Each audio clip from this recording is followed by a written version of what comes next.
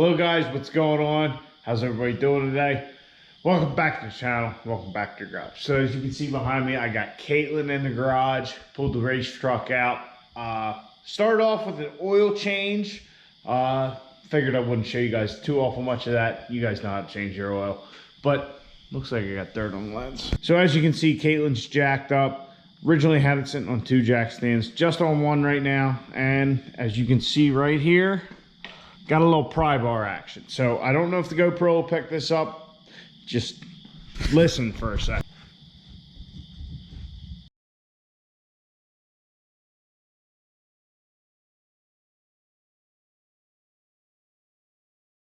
Like I said, I don't know if you guys will be able to hear that.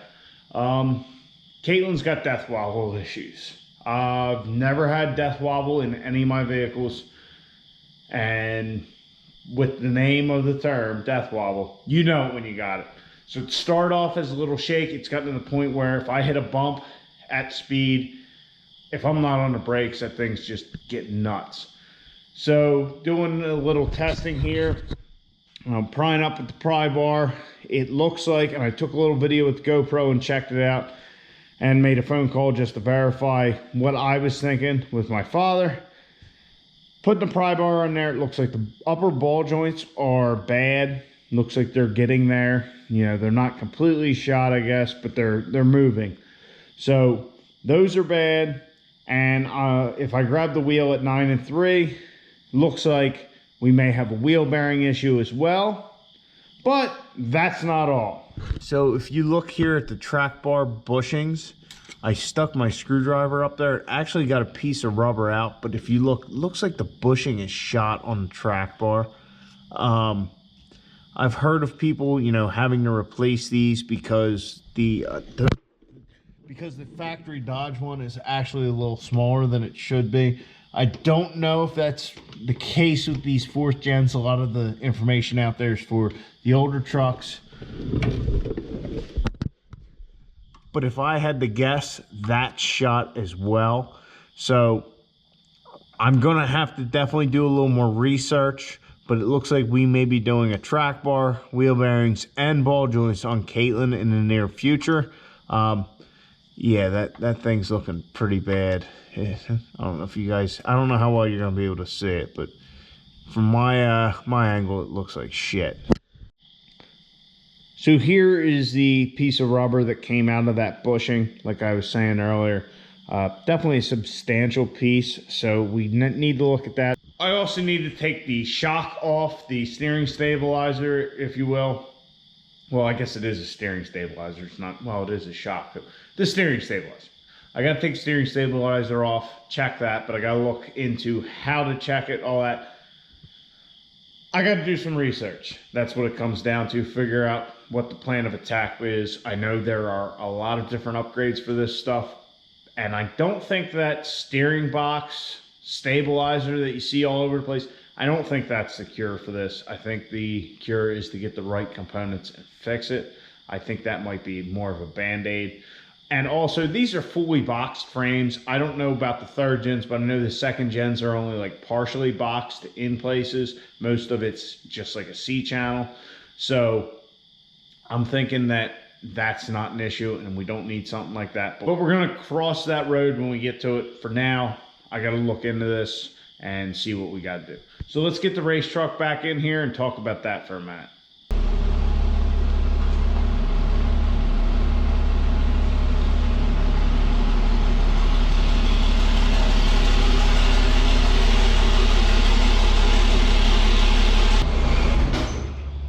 Race truck's back in the garage. Basically tonight we're going to be working on all the little shit that we need to do to be really weird, right? Anyway, all the little stuff we need to do to be ready to race the truck. Put the seat in, get our access panel for the transmission bolts, get that firmly secured, vacuum the thing out, clean it out, just all kinds of little stuff. We also need to install a drive pressure gauge, or sensor, I should say, for our CTS2 to measure drive pressure so we can compare that to boost, see how the turbo's making out. For that, To cool the exhaust gas temperatures when they come out of the manifold and before they hit the gauge, I got this ISPRO coil. It's a 78855 part number. This is what they have for their gauges for a back pressure sensor install kit. We'll figure out how exactly to route this. I really don't know with how we have the manifold flipped. We're definitely gonna have to pull this intake off so we can get it on there. And then again, looking at the fitting itself, I'm pretty sure the plug that was in the exhaust gas temperature one is this size, but I think the other plug may be 3/8 rather than, what's this, 1/8, quarter, whatever. I think the other one's a little bigger than that one, so we might need an adapter, and I might not have that. So we will start there.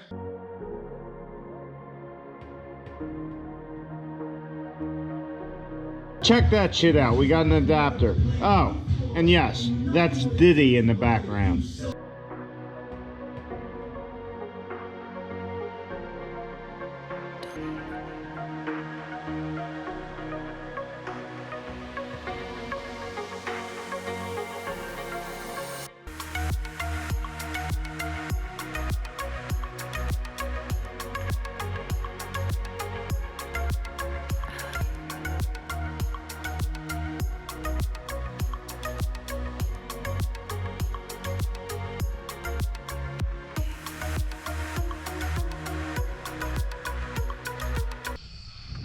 Drive pressure gauge is installed with our coil.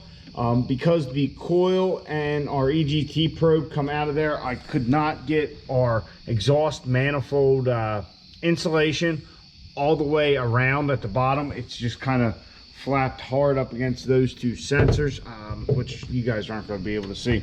But should be good. I reinstalled our wire here, put our intake all in, hooked up the wiring, reinstalled the cowl. Everything is good to go there, and pretty much everything under the hood is ready to go.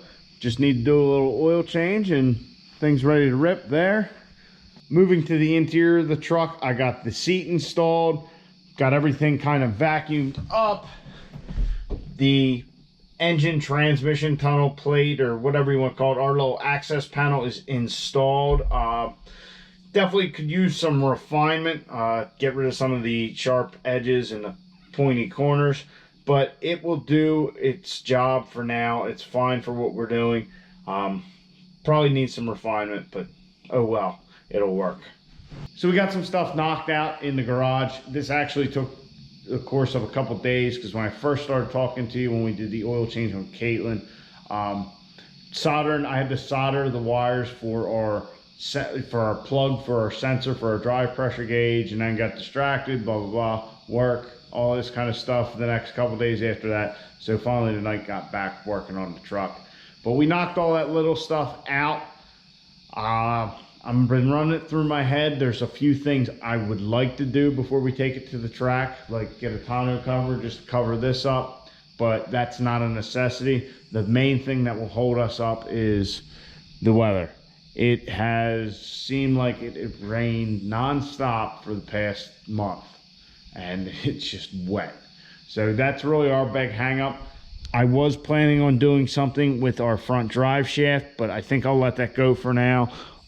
All the universal joints in the CV and everything seem good, so I'm not worried about that. I mean, it's still got the sticker on it, so I wonder if this is not the original shaft. I don't know. But I wanted to do some modifications to that. I don't think that's going to happen probably this year. It'll probably be for next season. We'll take care of that. But like I said, everything seems fine with it, so I'm not worried about it. So I hope you guys enjoyed. Once again, if it stops raining and we get home from work in time, we could take the thing out for a test drive. I see no reason why not. Take her out, get her warmed up.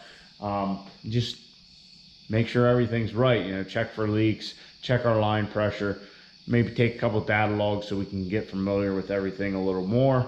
But I think we're ready. I think we're ready to at least try and hit the strip, hopefully make a pass or two before maybe getting the boot.